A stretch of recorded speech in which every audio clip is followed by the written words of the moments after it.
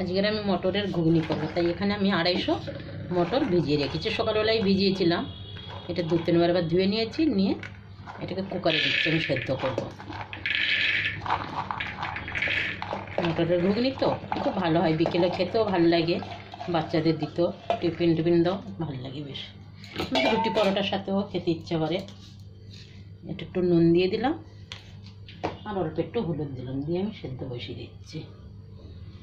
একটু হলুদ, একটু গরম জল দিয়ে দিচ্ছি, বেশি জল দেবো না, তাহলে কুকারের ওপরে চলে আসবে, সেইটুকুই জল ঠিক আছে।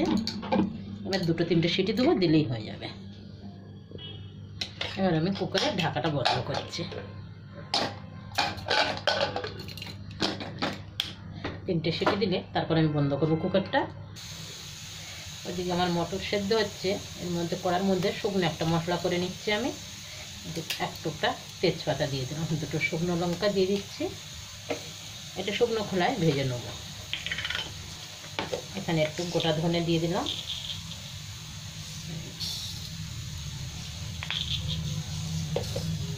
এটা আমি গ্রামে গেছিলাম, তখন ভাইয়ের বউ এরকম বানিয়ে চলে দেখলাম। ঘুগনিটা খেতে খুব ভালো হয়েছিল, মুড়ি দিয়ে। জিজ্ঞেস করলাম যে কী মশলা, তখন ফটাফট বলে দিল, এই তো শুকনো খোলায় ভেজে নিয়ে করে নিলাম। আজকে আমি ওর মতো আমি ঘুগনিটা করছি।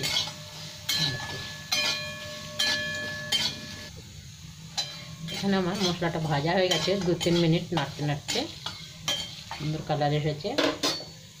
এবার কড়াই আমি তেল দিয়েছি, 2টো তেজপাতা দিয়ে দিলাম, একটা শুকনো লঙ্কা দিয়ে দিলাম।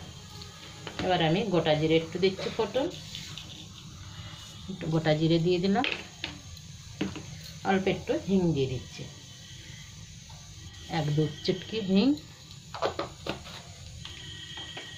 মশলাটা ভাজা হলে সুন্দর একটা সেন্ট আসবে, তারপরে আমি তুলে দেবো পেঁয়াজ।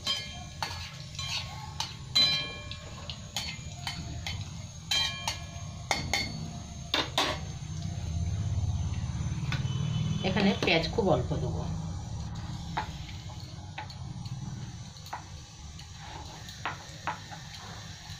মশলাটা ভাজা হয়ে গেছে, একটুখানি পেঁয়াজ দিয়ে দিলাম, একটা পেঁয়াজের অর্ধেকটাই দিয়েছি আমি, সাথে এই যে আলুটাও দিয়ে দিলাম। ভাজা হয়ে যাবে, ঘুগনির মধ্যে আলু আবার খুব ভালো লাগে।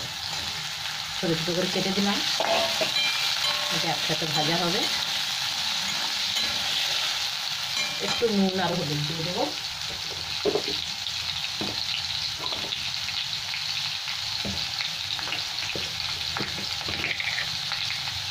একটু হলুদ দিলাম,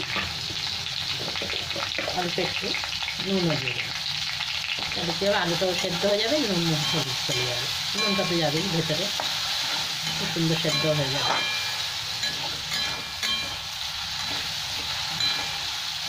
2-3 মিনিট এখন ভেজে নেবো আমি। এদিকে শুকনো মশলাটা, এখানে আমার আলুটা ভালো ভাজা হয়ে গেছে, আলু পেঁয়াজ। এবার আমি এখানে আদা বাটাটা দিয়ে দিলাম।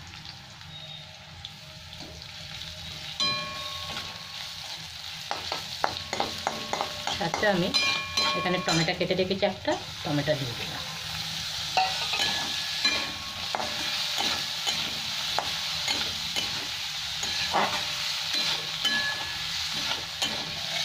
এবার অল্প একটুখানি আমি জিরে পাউডার দিয়ে দিলাম, কেন পুরো ভাজা মশলাটা দেবো তো, তাই এই জিরে ধনেটা কম দিচ্ছি। একটু ধনে পাউডার দিলাম, এখানে একটু কালার আসবে তাই কাশ্মীরি লঙ্কার গুঁড়ো 2 চামচ দিয়ে দিলাম ভরে। এটা একটু ভালো করে ভেজে নেব 2-3 মিনিট। অল্প একটু জল দিচ্ছি আমি।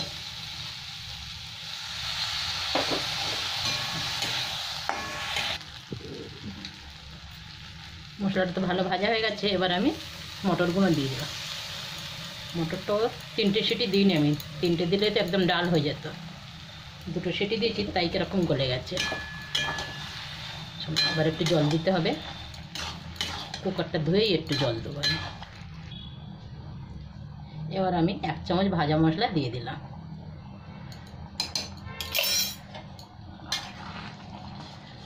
আর এতে কিছু লাগবে না, হয়ে গেছে প্রায় আমার। একটু ধনে পাতায় খালি দিয়েছি আমি।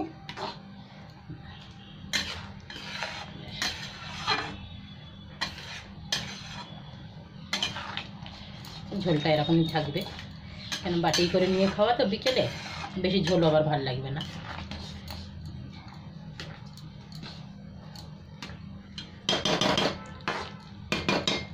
এটা তো হয়ে গেছে আমার, গ্যাসটা আবার বন্ধ করলাম।